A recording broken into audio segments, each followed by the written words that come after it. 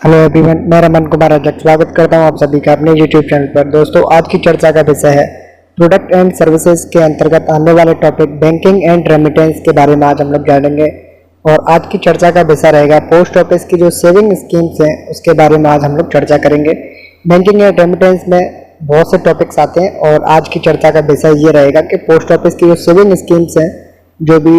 6-7 schemes हैं, उनको आज हम लोग डिटेल में डिस्कस करेंगे। और ये है पार्ट 1, यानी कि इसके बाद में और भी पार्ट आएंगे बैंकिंग एंड रेमिटेंस से संबंधित। और आज कुछ स्कीम्स को हम लोग इस वीडियो में कवर करेंगे और नेक्स्ट वीडियो में जितनी भी रह जाएंगी उनको कवर करेंगे। तो जानते हैं सबसे पहले पोस्ट ऑफिस सेविंग अकाउंट के बारे में, यानी जिसे हम लोग एसपी अकाउंट भी कहते हैं। पोस्ट ऑफिस का जो सेविंग अकाउंट है उसके बारे में जानते हैं। सबसे पहले जानते हैं कि सेविंग अकाउंट को कौन खुलवा सकता है। POSA को अगर कहीं पर शॉर्ट में लिखा हो POSA तो उसका मतलब होता है पोस्ट ऑफिस सेविंग अकाउंट। और इसको कौन कौन खुलवा सकता है, तो कोई सिंगल व्यक्ति खुलवा सकता है, यानी कि एक वयस्क व्यक्ति खुलवा सकता है इसे। 2 वयस्क व्यक्ति जो कि जॉइंट A और जॉइंट B टाइप में इसे खुलवा सकते हैं, यानी कि 2 लोग अगर चाहे तो एक ही अकाउंट खुलवा सकते हैं। और वो जॉइंट A टाइप का भी हो सकता है और जॉइंट B टाइप का भी हो सकता है। तीसरा है कि कोई संरक्षक खुलवा सकता है माइनर के ब्याह पर, यानी कि अगर कोई व्यक्ति छोटा है, यानी कि एक बच्चा है जिसकी एज कम है, तो उसके ब्याह पर कोई गार्जियन उनके साथ में अकाउंट खुलवा सकते हैं। जब ये बच्चा बड़ा हो जाएगा तब उस समय ये जो व्यक्ति है वो अपने फ्रेश पोस्ट ऑफिस का जो सेविंग अकाउंट है प्लस KYC फॉर्म भर के देंगे, जिससे ये जो माइनर व्यक्ति है, जो अभी माइनर है अकाउंट के टाइम पर, वो बाद में जब बड़े हो जाएंगे तो उनके अकाउंट उन्हीं के नाम पर आ जाएगा। लेकिन अभी किन किन अकाउंट किन के साथ में खुलेगा, तो एक गार्जियन के साथ में भी खोल सकते हैं। और गार्जियन किसके ब्याह पर भी खुलवा सकते हैं, अगर कोई व्यक्ति अनसाउंड मैन है, यानी कि अगर कोई व्यक्ति जो मानसिक रूप से जिसका संतुलन ठीक नहीं है, पर्सन ऑफ अनसाउंड माइंड जो होते हैं, यानी कि जो व्यक्ति नॉर्मल नहीं होते हैं, वो किसी संरक्षक या गार्जियन के ब्याह पर भी खाता खुलवा सकते हैं। और अगर कोई माइनर जिसकी एज 10 साल की है या उससे ज़्यादा का है, अबव 10 ईयर्स है, तो वो अपने नाम से भी खाता खुलवा सकते हैं। तो ये कंडीशंस हैं कि कौन कौन खाता खुलवा सकता है। और प्रश्न यहाँ से पूछा जाता है कि मैक्सिमम कितने व्यक्ति मिलकर के जॉइंट A और जॉइंट B टाइप के अकाउंट को खुलवा सकते हैं। तो लेटेस्ट डाटा के अकॉर्डिंग है 2 एडल्ट व्यक्ति, यानी कि 2 वयस्क व्यक्ति जॉइंट A या जॉइंट B टाइप के खाते को खुलवा सकते हैं। नेक्स्ट में है कि एक व्यक्ति अपने नाम से एक ही खाता खुलवा सकते हैं, यानी कि मल्टीपल अकाउंट खोलने की इसमें सुविधा नहीं है। एक व्यक्ति के नाम से सिर्फ और सिर्फ एक पोस्ट ऑफिस का सेविंग अकाउंट होगा। एक व्यक्ति एक ही नाम से, चाहे वो माइनर हो, चाहे जिनकी एज 10 साल की हो, या पर्सन हो अनसाउंड माइंड, वो एक ही अकाउंट खुलवा सकते हैं। बेसिक सी बात यह है कि एक व्यक्ति का एक ही खाता होगा सेविंग अकाउंट के मामले में। वहीं अगर कोई जॉइंट टाइप का अकाउंट खुलवाना चाहता है, यानी कि एक खाता जो कि जॉइंट है, इसमें 2 व्यक्ति शामिल हैं, मान लेते हैं कि एक व्यक्ति A है और एक व्यक्ति B है, जो सर्वाइविंग होल्डर है किसी अकाउंट का, यानी कि जैसे एक ये व्यक्ति है और एक ये व्यक्ति है, A नाम का व्यक्ति है एक और एक है B नाम का व्यक्ति। अगर इनकी डेथ हो जाती है, किसी कारणवश इनकी डेथ हो जाती है, तो इनके नाम पर अकाउंट चला सकते हैं, यानी कि ये अपने नाम से अकाउंट चला सकते हैं। लेकिन इसके लिए कंडीशन ये है कि अगर इस व्यक्ति का कोई सिंगल अकाउंट भी है, यानी कि इनके साथ में दोनों का जॉइंट अकाउंट था, अगर इनके नाम से अगर कोई सिंगल अकाउंट है, तो उस केस में ये जो जॉइंट अकाउंट है इन दोनों के नाम पर, इस जॉइंट अकाउंट को इनको क्लोज करवाना ही होगा। लेकिन अगर इनके नाम से, इस B नाम के व्यक्ति के नाम से अगर कोई सिंगल अकाउंट नहीं है, तो ये जो जॉइंट अकाउंट था वो खुद रन कर सकते हैं, यानी कि वो व्यक्ति खुद उसे चला सकता है। अगर कोई खाता सिंगल टाइप का है और वो चाहते हैं कि किसी भी खाते को जॉइंट में ट्रांसफ़र करवाएं, यानी कि पहले उन्होंने एक व्यक्ति ने खाता खुलवाया और अब वो चाहते हैं कि किसी और व्यक्ति के साथ में मेरा जो अकाउंट है वो जॉइंट हो जाए, तो ये अलाउ नहीं है। यानी कि सिंगल से जॉइंट अकाउंट में कन्वर्ट करवाना और जॉइंट अकाउंट को सिंगल अकाउंट में कन्वर्ट करवाना अब अलाउ नहीं है। और नॉमिनेशन है वो अकाउंट जब ओपन करेंगे उस समय नॉमिनेशन देना अनिवार्य है, यानी कि नॉमिनेशन इज मैंडेटरी, यानी कि ये आवश्यक रूप से नॉमिनेशन करवाना ही होगा जब खाता खोला जाएगा तब। अगर कोई माइनर व्यक्ति है, जब उनकी एज ज़्यादा हो जाती है यानी कि वो मेजोरिटी में आ जाते हैं, तो उस समय उन्हें फ्रेश यानी कि नया पोस्ट ऑफिस का जो अकाउंट ओपनिंग फॉर्म है प्लस KYC डॉक्यूमेंट्स हैं जो कि खुद के नाम से होंगे वो उन्हें पोस्ट ऑफिस में जमा करवाने ही होंगे, जिससे जो खाता है वो उनके नाम पर आ जाएगा। अब जानते हैं डिपॉजिट्स एंड विड्रॉल के बारे में। तो जो पोस्ट ऑफिस का सेविंग अकाउंट है उसे मिनिमम 500 रुपये से ओपन कर सकते हैं, यानी कि इसके लिए मिनिमम डिपॉजिट अकाउंट की राशि कितनी है, तो वो है 500 रुपये। और 10 रुपये के गुणक में, यानी कि अगर कोई व्यक्ति 510 रुपये जमा करवाना चाहता है तो वो जमा करवा सकते हैं, यानी कि 500 रुपये प्लस 10 के गुणक में, यानी कि 10, 20, 30 ऐसे करके जमा करवा सकते हैं। अगर कोई व्यक्ति चाहता है कि उनके अकाउंट में 501 रुपये जमा कराए जाए तो ये पॉसिबल नहीं है, क्योंकि 10 के गुणा में ही अकाउंट में पैसे जमा हो सकते हैं। मिनिमम विड्रॉल कितने का करवा सकता है, तो मिनिमम विड्रॉल की जो लिमिट है वो है 50 रुपये, यानी कि मिनिमम अकाउंट बैलेंस रखने की जो सीमा है फिलहाल है 500 रुपये। अगर किसी के अकाउंट में 600 रुपये हैं तो वो एक बार में, अगर वो चाहते हैं कि उनके अकाउंट से 50 रुपये की राशि विड्रॉल की जाए तो वो विड्रॉल की जा सकती है। अगर वो चाहते हैं कि 600 रुपये में से 40 रुपये अगर वो निकालना चाहते हैं तो वो नहीं निकलेंगे, क्योंकि मिनिमम विड्रॉल अमाउंट की लिमिट है वो है 50 रुपये। और वहीं डिपॉजिट करने की जो लिमिट है उसके लिए अभी फ़िलहाल कोई लिमिट नहीं है, यानी कि कोई व्यक्ति कितना भी पैसा इस अकाउंट में जमा करवा सकता है, लेकिन निकालने की जब बारी आएगी तो कम से कम 50 रुपये का विड्रॉल होना ही चाहिए, इससे कम का नहीं होना चाहिए। और जब जमा करेंगे तो वो 10 के गुणा में जमा करेंगे, यानी कि 500 मिनिमम 500 रुपये अकाउंट में रखने होंगे प्लस 10 ऐसे करके वो जमा कर सकते हैं। अगर कोई व्यक्ति चाहता है कि 505 रुपये एक साथ जमा किए जाएं या 5 रुपये जमा किए जाएं तो ये पॉसिबल नहीं है, यानी कि जो जमा होगा वो 10 के गुणा में ही जमा होंगे। नेक्स्ट जानते हैं कि अगर किसी व्यक्ति का balance post office saving account का बैलेंस 500 रुपये है, अगर वो चाहते हैं कि इसमें से 1 रुपया भी विड्रॉल किया जाए तो वो पॉसिबल नहीं है। मिनिमम बैलेंस है 50 रुपये का, यानी कि 50 रुपये विड्रॉल कर सकते हैं। अगर किसी का बैलेंस ही 500 रुपये है, अगर वो चाहते हैं कि इसमें से 50, 100, 200, 500 रुपये निकाले जाएं तो ये पॉसिबल नहीं है, क्योंकि मिनिमम जो बैलेंस अब रखना होगा पोस्ट ऑफिस के सेविंग अकाउंट में वो है 500 रुपये। अगर किसी के अकाउंट में 600 रुपये हैं तो वो इसमें से 100 रुपये तक निकाल सकते हैं। इसमें से 100 से ज़्यादा अकाउंट में से निकलेंगे नहीं, क्योंकि 500 रुपये तो अकाउंट में रखने ही होंगे। अगर किसी व्यक्ति का बैलेंस 500 रुपये से कम जाता है एक फाइनेंशियल ईयर में, यानी कि एक वित्तीय वर्ष में, एक वित्तीय वर्ष 1 अप्रैल से, यानी किसी भी वर्ष की 1 अप्रैल से लेकर के जो नेक्स्ट वर्ष आती है उसकी 31 मार्च तक होती है फाइनेंशियल ईयर। इस बीच में अगर किसी व्यक्ति का बैलेंस किसी भी कारणवश 500 रुपये से नीचे जाता है तो उनको 100 रुपये फाइन देने होंगे, 100 रुपये पेनल्टी के रूप में देने होंगे। 100 रुपये उनके अकाउंट से काटे जाएंगे। क्यों काटे जाएंगे? क्योंकि अकाउंट मेंटेनेंस फीस के रूप में उन्हें 100 रुपये जुर्माना या डिडक्शन करवाना ही होगा, यानी कि 100 रुपये उन पर पेनल्टी लगेगी अगर किसी कारणवश उनके जो बैलेंस है वो 500 रुपये से नीचे जाता है। तो अगर किसी व्यक्ति का पोस्ट ऑफिस सेविंग अकाउंट है और उसमें बैलेंस कितना है, 0 रुपये है, 0 रुपये है, तो उस केस में उनका जो अकाउंट है वो ऑटोमेटिक रूप से अब क्लोज कर दिया जाएगा, यानी कि इसके लिए किसी भी तरीके का पोस्ट ऑफिस को एक्सक्यूज देने की जरूरत नहीं है। वो अकाउंट को बंद कर सकते हैं क्योंकि उनका बैलेंस 500 रुपये से कम है और 0 है, तो उस केस में वो कर भी सकते हैं। नेक्स्ट जानते हैं कि इंटरेस्ट रेट किस तरीके से मिलती है इस अकाउंट पर, यानी कि अगर किसी का पोस्ट ऑफिस सेविंग अकाउंट है, अगर वो पैसे जमा करवाते रहते हैं या निकालते भी रहते हैं, ट्रांजैक्शन करते रहते हैं, तो उनके लिए पोस्ट ऑफिस किस तरीके से ब्याज देती है, इंटरेस्ट रेट किस तरीके से कैलकुलेट की जाती है, उसके बारे में जानते हैं। तो इंटरेस्ट कैलकुलेट की जाती है कि अगर किसी मंथ की जो 10वीं तारीख है, यानी कि जो 10 तारीख है किसी भी मंथ की, और एंड की जो भी तारीख है, चाहे वो 30 हो या 31 हो,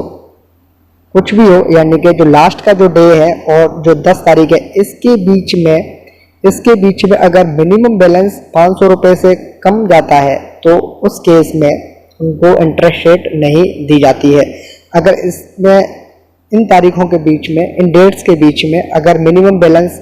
मेंटेन रहता है तो उस केस में उनको इंटरेस्ट रेट दी जाती है। तो interest rate will be calculated on the basis of minimum balance between 10th of the month, यानी कि किसी भी महीने की 10वीं तारीख में, और end of the month and allow in whole rupees only, यानी कि अगर किसी के खाते में मान लेते हैं 1000 रुपये और 50 पैसे हैं तो उन्होंने मिनिमम बैलेंस की जो सीमा है वो भी उन्होंने फुलफिल कर रखी है और उनके अकाउंट में 1000 रुपये और 50 पैसे भी हैं, तो उनका जो इंटरेस्ट रेट दिया जाएगा वो 1000 रुपये पर दिया जाएगा। इन 50 पैसे की कोई इंटरेस्ट रेट नहीं लगती है, यानी कि इंटरेस्ट मिलेगी वो मिलेगी होल रुपीज़ में, यानी कि पैसों की इंटरेस्ट रेट नहीं दी जाएगी, जितना अमाउंट रुपीज़ में होगा उसकी इंटरेस्ट रेट दी जाएगी।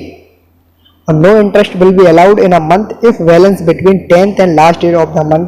फॉल्स बिलो ₹500, यानी कि 500 रुपये से कम नीचे जाता है अगर किसी का बैलेंस किसी भी महीने की 10वीं तारीख से लेकर के लास्ट मंथ के बीच में, लास्ट डेट जो होती है मंथ की उसके बीच में, तो उनको किसी भी प्रकार की इंटरेस्ट रेट भी नहीं दी जाएगी। और जो इंटरेस्ट रेट है वो कब दी जाती है, तो वो दी जाती है जब फाइनेंशियल ईयर एंड होता है तब, यानी कि फाइनेंशियल ईयर कब एंड होता है, 31 मार्च को एंड होती है फाइनेंशियल ईयर। इसी दौरान पूरे वर्ष की जो इंटरेस्ट रेट है अप्रैल से लेकर के मार्च तक की जो भी इंटरेस्ट रेट है वो एक साथ क्रेडिट कर दी जाती है, और जो इंटरेस्ट रेट्स हैं वो मिनिस्ट्री ऑफ फाइनेंस के द्वारा तय की जाती है। फिलहाल इनके लिए इंटरेस्ट रेट कितनी है, तो वो है 4% की इंटरेस्ट रेट अभी मिनिस्ट्री ऑफ फाइनेंस ने कर रखी है। नेक्स्ट में है कि अगर किसी व्यक्ति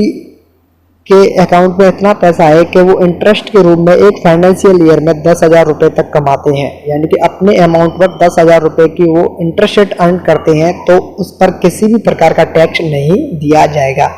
यानी कि 10,000 रुपये से ज़्यादा पर टैक्स देना होगा और 10,000 रुपये तक कोई टैक्स उन्हें देना नहीं होता है। अब जानते हैं साइलेंट अकाउंट के बारे में। अगर कोई खाता है किसी का पोस्ट ऑफिस सेविंग अकाउंट का, तो वो किस तरीके से साइलेंट होता है। अब जानते हैं कि एसबीआई अकाउंट होता है वो साइलेंट अकाउंट कब हो जाता है। तो कोई भी सेविंग बैंक का अकाउंट अगर लगभग लगातार 3 साल तक, लगातार कितने साल तक, लगातार 3 फाइनेंशियल ईयर्स तक, यानी फाइनेंशियल ईयर होता है 1 अप्रैल से लेकर के, किसी भी वर्ष के 1 अप्रैल से लेकर के अगले साल के 31 मार्च तक होता है फाइनेंशियल ईयर। अगर इसके दौरान लगातार 3 फाइनेंशियल ईयर में कोई अकाउंट में लेन देन नहीं किया जाए, चाहे उसमें अमाउंट कितना भी हो, 500 रुपये हो, 500 से ज़्यादा हो या 500 से कम हो, लेकिन 3 कंटिन्यूस फाइनेंशियल ईयर में उसमें कोई लेन देन नहीं किया जाता है, कोई भी ट्रांजेक्शन नहीं किया जाता है, तो ऐसे अकाउंट को क्या कहते हैं, साइलेंट अकाउंट या डोरमेंट अकाउंट कहते हैं।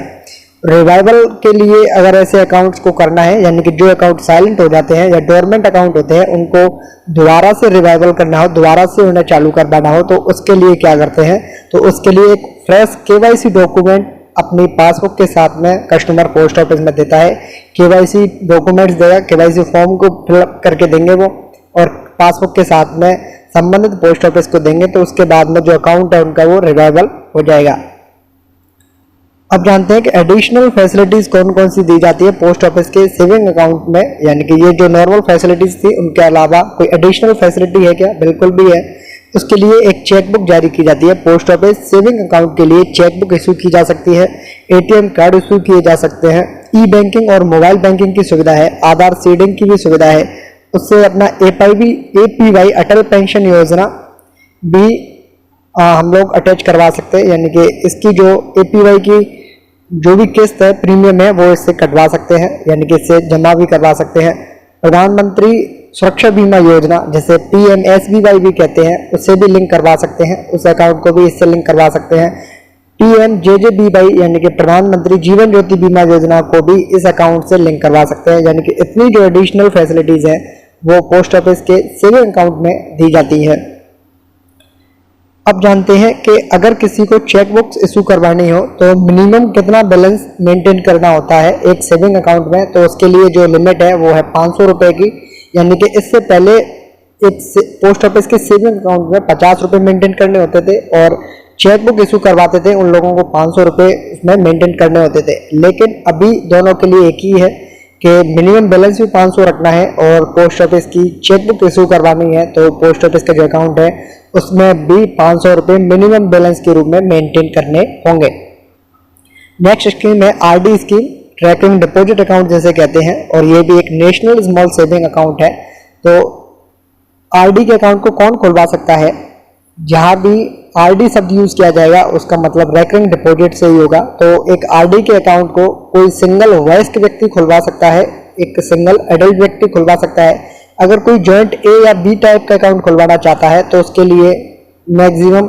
3 वयस्क व्यक्ति शामिल हो सकते हैं, यानी कि 3 लोग मिलकर के एक जॉइंट अकाउंट खुलवा सकते हैं, जॉइंट ए हो चाहे वो जॉइंट बी टाइप का अकाउंट हो।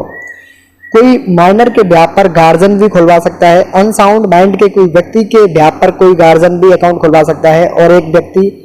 एक जो माइनर है जिसकी एज 10 साल से ज़्यादा है वो भी अपने नाम से अकाउंट खुलवा सकते हैं।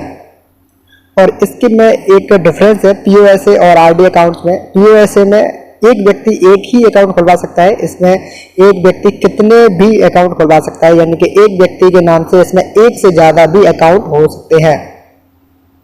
नेक्स्ट जानते हैं डिपॉजिट्स के बारे में कि किस तरीके से इसमें जमा किया जाता है। तो मिनिमम आरडी का जो अकाउंट है वो 100 रुपये से ओपन किया जाता है, यानी कि मिनिमम 100 रुपये की राशि से एक आरडी अकाउंट खुलवाया जा सकता है। और अकाउंट खुलवाने के लिए वो 100 रुपये की राशि को या उससे ज़्यादा की जो भी अकाउंट खुलवाना है जितनी भी राशि है उसे बाई कैश भी कर सकते हैं और बाई चेक भी दे सकते हैं। लेकिन जब चेक देता है कोई व्यक्ति, जैसे किसी ने कैश दिया तो कैश का अमाउंट उसी दिन से चालू हो जाएगा, यानी कि कैश जब भी देंगे अकाउंट उसी डेट में ओपन हो जाता है। लेकिन जब चेक देते हैं, जब चेक क्लियर होके आता है, चेक की जो राशि है वो क्लियर होके आती है, उसके बाद ही वो अकाउंट ओपन माना जाता है, यानी कि चेक जमा करने से लेकर के चेक की जो क्लियरेंस है उसके बीच में जितना भी समय लगता है उस दौरान उस अकाउंट को ओपन नहीं माना जाएगा। जिस दिन ये चेक क्लियर हो जाएगा, क्लियरेंस ऑफ द चेक हो जाएगा, उसी दिन से ये अमाउंट डिपॉजिट होगा और उसी दिन से अकाउंट भी ओपन माना जाएगा। मिनिमम 100 रुपये की राशि से खोल सकते हैं और 10 रुपये के गुणक में से खोल सकते हैं, यानी कि एक आरडी के अकाउंट को 110 रुपये से खोला जा सकता है, 110 प्लस 10 रुपये से खोला जा सकता है। नेक्स्ट फर्दर 10 रुपये के मल्टीपल में हम इसे खोल सकते हैं। और अगर कोई व्यक्ति जो कि 1 तारीख से लेकर के 15 तारीख के बीच में अकाउंट खुलवाता है, यानी कि 1 तारीख से किसी भी महीने की 1 तारीख से लेकर के अगले उसी महीने की 15 तारीख तक, यानी कि 1 से 15 तारीख के बीच में अकाउंट खुलवाते हैं, तो उनको जो अपना अमाउंट है, यानी कि जो अपनी प्रीमियम है, जो अपना भी जितनी भी अमाउंट की राशि है जिससे अकाउंट खोला है, उस अमाउंट को 1 से 15 के बीच में ही जमा करवाना होता है। यानी कि अगर किसी ने अकाउंट को खोला 1 से 15 तारीख के बीच में तो उनको जमा भी करना होगा 1 से 15 के बीच में भी। अगर किसी ने 16 से लेकर के, यानी कि किसी भी महीने के 16 तारीख से लेकर के लास्ट महीने का जो भी डे होता है उस दिन के बीच में अकाउंट खुलवाया है तो वो महीने में कभी भी जमा करवा सकते हैं, यानी कि 1 तारीख से लेकर के लास्ट महीने की जो भी तारीख है उसके बीच में इसे जमा करवा सकते हैं। बशर्ते ये कि जो लास्ट डेट है वो वर्किंग डेज होने चाहिए, यानी कि उस दिन किसी भी तरीके की छुट्टी नहीं होनी चाहिए।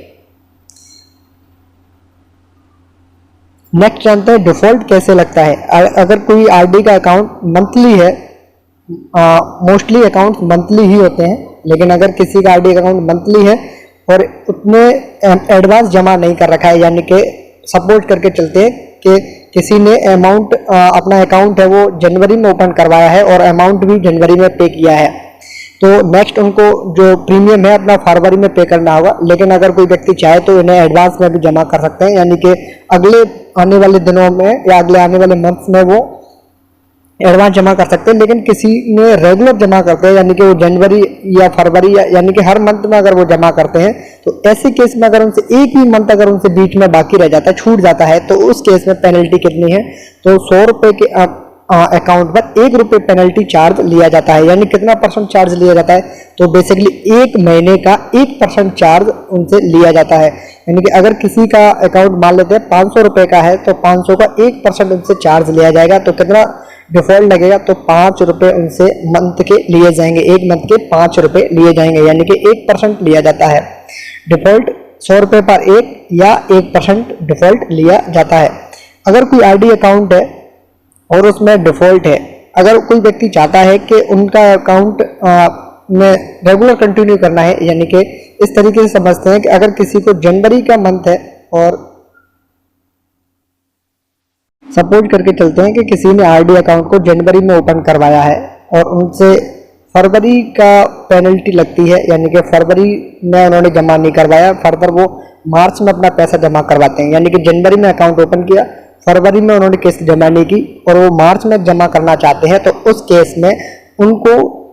फरवरी और मार्च दोनों मंथ के ही पे करने होंगे। यानी कि वो फरवरी के मंथ प्लस डिफॉल्ट दे करके नहीं जा सकते, उनको नेक्स्ट जो करंट मंथ है उनको भी देना होगा। यानी कि डिफॉल्ट प्लस करंट मंथ जितने भी बाकी हैं उन सभी मंथ के साथ साथ में जिस मंथ में वो जमा कराना चाहते हैं उसका भी पे करना होगा। और जानते हैं कि कितने डिफॉल्ट्स तक एक आदमी या एक व्यक्ति का अकाउंट है वो रेगुलर चल सकता है। तो आफ्टर 4 रेगुलर डिफॉल्ट्स, यानी कि लगभग 4 महीने मानते हैं कि कंटिन्यूस उन्होंने जो 4 मंथ्स हैं उनमें अगर डिफॉल्ट्स लिया है तो the accounts become discontinued and can be revived with in 2 months from the 4th default. यानी कि अगर किसी का अकाउंट मान लेते हैं जनवरी में ओपन होता है और उनसे जो किस्त है वो फरवरी की, मार्च की, अप्रैल और मई की छूट जाती हैं और नेक्स्ट वो कब आते हैं, जून में आते हैं तो या जुलाई में आते हैं। यानी कि अगर किसी व्यक्ति से फरवरी, मार्च, अप्रैल, मई की किस्त छूट जाती है, वो जून में आते हैं या जुलाई में आते हैं, तो वो अपने अकाउंट्स को विद इन 2 मंथ में, यानी कि जून और जुलाई के मंथ में ही रिवाइव करवा सकते हैं। अगर वो फर्दर चाहते हैं कि अगस्त या सितंबर या अक्टूबर में आकर के अपना अकाउंट ओपन करवाएं तो उनका अकाउंट है वो रिवाइव नहीं किया जाएगा, उनका अकाउंट दोबारा से वो जमा करने लायक नहीं रहेगा, उनको अपना अकाउंट है वो क्लोज करवाना ही होगा। यानी कि after 4 regular defaults the accounts become discontinued and can be revived with in 2 months from 4th default, but if the account is not revived within the period, no further deposit can be made in such account and account become discontinued। यानी कि उनका जो account है वो discontinue हो जाएगा और उनका पैसा भी आगे वो फर्दर जमा नहीं कर पाएंगे। If there are not more than 4 defaults in a monthly deposit, the account holder may add this option, extend the maturity period of the account by as many months as the number of defaults and deposits the defaulted installment during the extended period। यानी कि अगर किसी को default रह जाता है तो वो फर्दर आगे अपने अकाउंट को भी एक्सटेंड करवा सकते हैं। अब जानते हैं एडवांस डिपॉजिट के बारे में कि अगर कोई व्यक्ति एडवांस डिपॉजिट करता है तो उस पर किस तरीके से बेनिफिट्स है या किस तरीके से वो अपना अकाउंट को एडवांस में डिपॉजिट कर सकते हैं।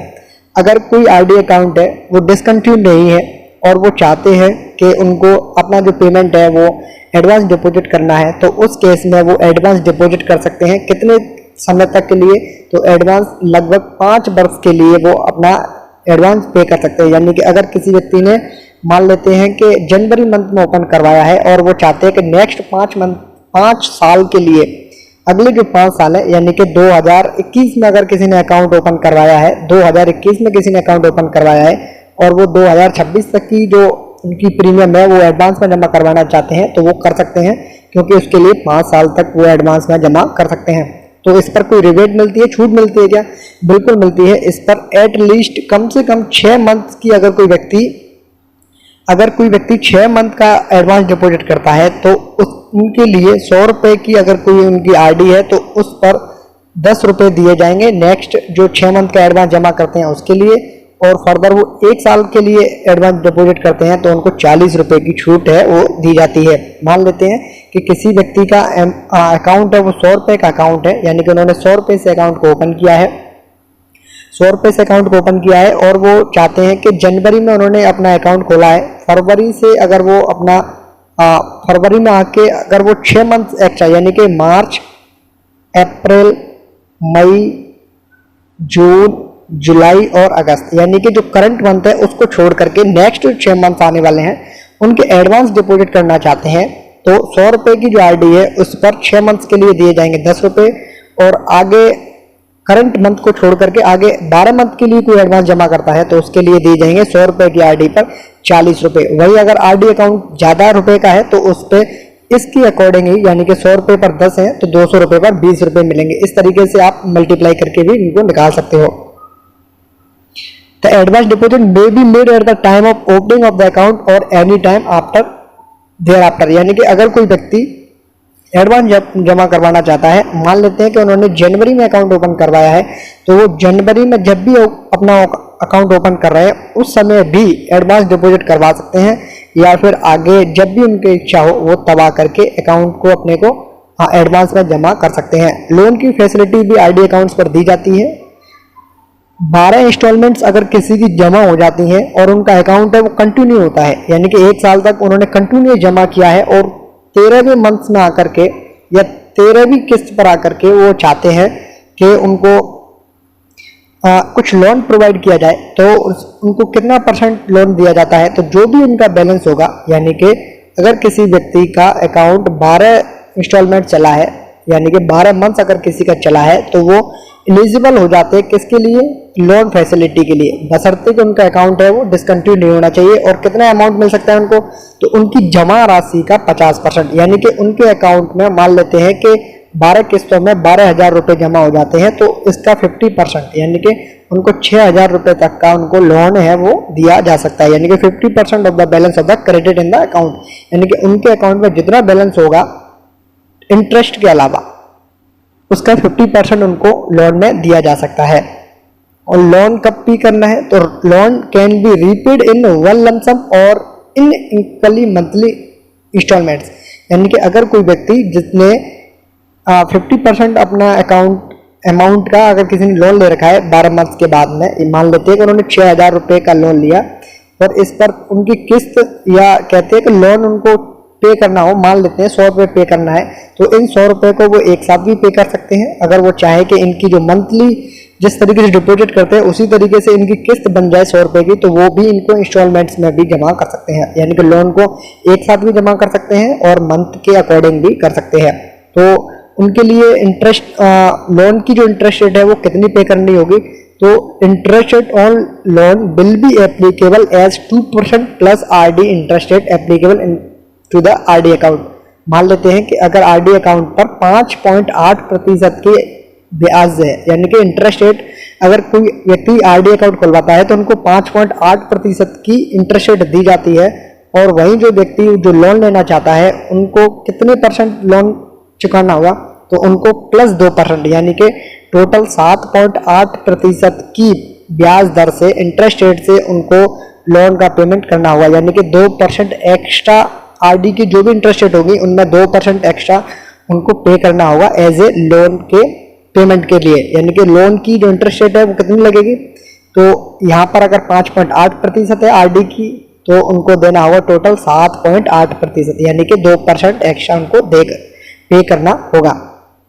इंटरेस्ट में be calculated from the date of withdrawal to the date of repayment, यानी कि जो भी इंटरेस्ट रेट है लोन की वो कैलकुलेट की जाएगी कब से, जब भी लोन का जो पैसा है वो निकासी की जाएगी, या जब भी पैसे को विड्रॉल करेंगे वहां से लेकर के जब भी उसका रीपेमेंट होगा, यानी कि अगर मान लेते हैं किसी ने जनवरी में उन्होंने लोन लिया है किसी व्यक्ति ने और वो मार्च में अगर ना पेमेंट करना चाहते हैं लोन की इंटरेस्ट रेट का, तो इन 2 से 3 मंथ्स का जो भी इंटरेस्ट रेट है वो उनको पे करना होगा।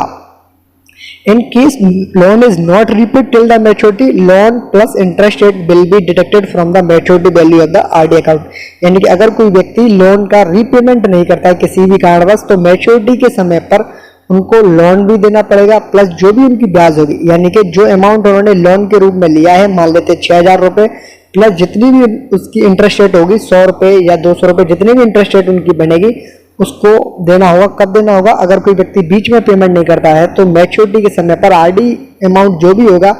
जब भी आरडी अकाउंट मैच्योर हो जाएगा, जितना भी अमाउंट होगा उसमें से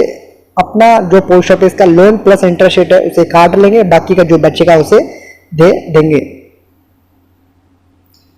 अगर कोई व्यक्ति प्री मैच्योर क्लोजर करवाना चाहता है, यानी कि आरडी अकाउंट चलते हैं 5 वर्ष के लिए, अगर कोई व्यक्ति उन्हें समय से पहले बंद करवाना चाहता है तो कब करवा सकते हैं, तो आरडी के अकाउंट को प्री मैच्योर अकाउंट ओपनिंग की डेट से, ओपनिंग अकाउंट की जो डेट होती है उससे लेकर के 3 वर्ष बाद, यानी कि 36 मंथ तक अगर किसी का अकाउंट चल जाता है, 3 वर्ष तक अगर किसी का अकाउंट चल जाता है, तो उसके बाद में वो एलिजिबल हो जाते हैं प्री मैच्योर क्लोजर के लिए। यानी कि अगर कोई व्यक्ति जिसने यानी कि एक किस्त जमा की हो, एक इंस्टॉलमेंट पे की हो या एक से ज़्यादा पे की हो, चाहे उन्होंने 36 या 38 पे की हो, यानी कि अगर कोई व्यक्ति जैसे किसी ने आरडी अकाउंट खुलवाया, वो 4 से 6 किस्त जमा करके और वो अपने अकाउंट को छोड़ देता है, बीच में जमा करना छोड़ देता है, या किसी कारण उनका डिसकंटिन्यूड हो जाता है तो जमा नहीं कर पाते हैं, तो वो अपना पेमेंट कब लेंगे? 3 वर्ष बाद, यानी कि 36 मंथ बाद। अगर किसी ने अपना अकाउंट 4 साल तक कंटिन्यू किया, 4 साल तक उन्होंने अपना अकाउंट चलाया और वो चाहते हैं कि उनका पेमेंट दिया जाए, तो 5 साल पर उनका होता है मैच्योरिटी क्लोजर टाइम। अगर उससे पहले लेना चाहते हैं तो वो 4 वर्ष अकाउंट चलाने के बाद भी प्री मैच्योर क्लोजर को ले सकते हैं। तो उस समय कितनी इंटरेस्ट रेट उनको पे की जाएगी? तो जो भी पोस्ट ऑफिस की सेविंग अकाउंट की जो इंटरेस्ट रेट होगी उस केस में उनको पे की जाएगी। यानी कि अगर कोई व्यक्ति प्री मैच्योर क्लोजर करवाता है, चाहे उनका अकाउंट 4 दिन चला हो, 4 महीने चला हो या 4 साल चला हो, यानी कि 5 वर्ष से पहले कितना भी चला हो, कितना भी उन्होंने डिपॉजिट की हो, लेकिन जब उनका प्री मैच्योर क्लोजर होगा, चाहे वो 1 महीने पहले प्री मैच्योर क्लोजर लेना चाहते हैं, तो भी उनको पोस्ट ऑफिस की जो सेविंग अकाउंट की रेट्स है, इंटरेस्ट रेट है, वो पे की जाएंगी। और no premature closure of the account shall be permissible until the period for which the advance deposit have been paid. यानी कि मान लेते हैं किसी व्यक्ति ने 4 साल तक अपना अकाउंट चलवाया और उन्होंने यहाँ आकर के 1 साल के लिए अकाउंट है वो अपना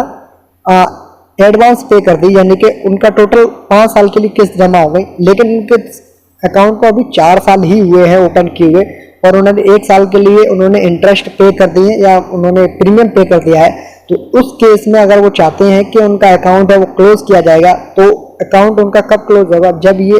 एडवांस डिपॉजिट्स हैं, जब तक के लिए डिपॉजिट्स है उसके बाद नहीं, यानी कि 4 + 1 साल, यानी कि 5 साल बाद ही उनका अकाउंट्स है वो क्लोज किए जाएंगे। अगर मान लेते हैं किसी ने अपने अकाउंट को 3 साल रन किया, यानी कि 36 मंथ्स के लिए उन्होंने रन किया, 6 मंथ्स के लिए उन्होंने 6 माह के लिए उन्होंने एडवांस जमा कर दिए, तो टोटल उनका अकाउंट है वो 36 महीने बाद क्लोज होगा, यहाँ पर 3 साल बाद ही क्लोज नहीं होगा। यानी कि अगर कोई व्यक्ति एडवांस डिपॉजिट्स करता है तो जब तक के लिए डिपॉजिट्स होंगी उसके बाद ही उनका अकाउंट है वो प्री मैच्योर क्लोज किया जाएगा। मैच्योरिटी पीरियड कितना है? तो मैच्योरिटी पीरियड है 5 साल, यानी कि 60 मंथ, 5 × 12 यानी कि 60 महीने, या कहें हम लोग 5 साल के लिए एक अकाउंट है वो मैच्योर होता है। आरडी का अकाउंट है वो 5 साल बाद मैच्योर होता है। फर्दर उसे कितने साल के लिए एक्सटेंड कर सकते हैं? तो मैक्सिमम टाइम है वो है 5 साल का, यानी कि अगर किसी का आरडी अकाउंट 5 साल बाद मैच्योर होता है और वो फर्दर अपने कंटिन्यू करना चाहते हैं उसी अकाउंट को, तो वो 5 वर्ष के लिए फर्दर उनसे एक्सटेंड कर सकते हैं, यानी कि टोटल एक आरडी का अकाउंट है वो मैक्सिमम 10 ईयर्स तक रन कर सकते हैं। और उसके लिए क्या करना होगा? उसके लिए एक पोस्ट ऑफिस में एप्लीकेशन देनी होगी, जो भी संबंधित पोस्ट ऑफिस होगी वहां पर अपनी एप्लीकेशन है वो सबमिट करवानी होगी एक्सटेंड के केस में। Extended account can be close any time during the period of extension, यानी कि अगर कोई व्यक्ति अपने अकाउंट को 1 वर्ष के लिए एक्सटेंड करता है और उनको बीच में ही ऐसा लगे कि उन्हें पेमेंट लेना है, तो उस दौरान भी वो अपने अकाउंट को क्लोज करवा सकते हैं।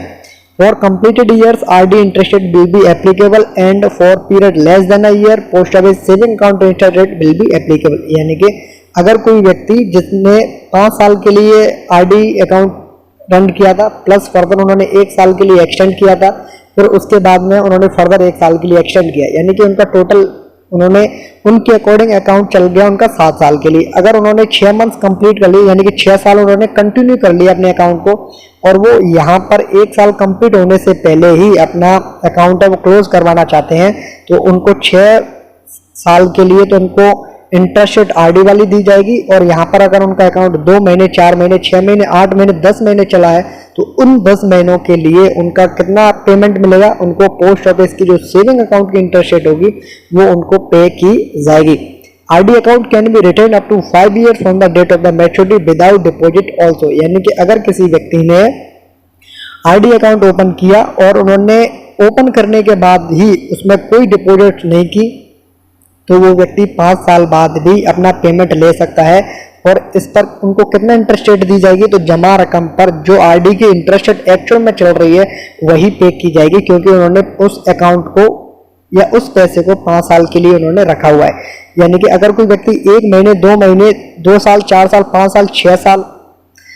2 साल, 3 साल, 4 साल तक रखता है, यानी कि अगर किसी व्यक्ति ने 4 साल के लिए अपना पैसा डिपॉजिट किया और वो प्री मैच्योर क्लोजर नहीं लेना चाहते हैं तो उनको फर्दर 1 साल का इंतजार करना होगा, क्योंकि उनको 5 साल पीछे उनका मैच्योरिटी पीरियड आ जाएगा। तो उनका जो भी डिपॉजिट्स थी, जो 4 साल की उन्होंने की थी, वो 5वें साल में आकर के उनको आरडी की इंटरेस्ट रेट से ही पे की जाएंगी, यानी कि वो अपने पैसे को 5 साल के लिए रख सकते हैं। अगर किसी अकाउंट होल्डर की डेथ हो जाती है तो उस समय क्या फर्दर उनको किस तरीके से पेमेंट दिया जाएगा। On the death of the account holder nominee या claimant can submit claim at the concern post office to get the eligible balance of such RD account. यानी कि अगर किसी व्यक्ति का आरडी अकाउंट है और उनका नॉमिनेशन है या किसी अकाउंट में नॉमिनेशन नहीं है या उनकी भी डेथ हो जाती है किसी कारणवश, तो जो भी लीगल क्लेमेंट है यानी कि जो लीगल व्यक्ति है उनको पेमेंट दिया जाएगा। तो उसके लिए भी उनको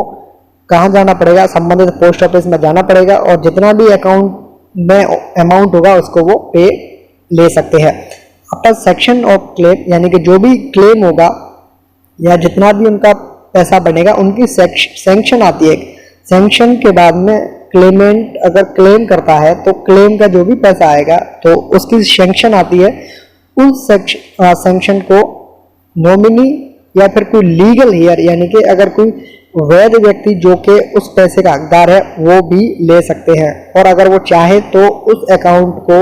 आरडी अकाउंट को सैंक्शन के बाद में कंटिन्यू भी कर सकते हैं। कब तक कर सकते हैं? मैच्योरिटी पीरियड तक कर सकते हैं। और वो कहाँ पर किया जाएगा तो उसके लिए एक एप्लीकेशन देनी होगी संबंधित पोस्ट ऑफिस में। अब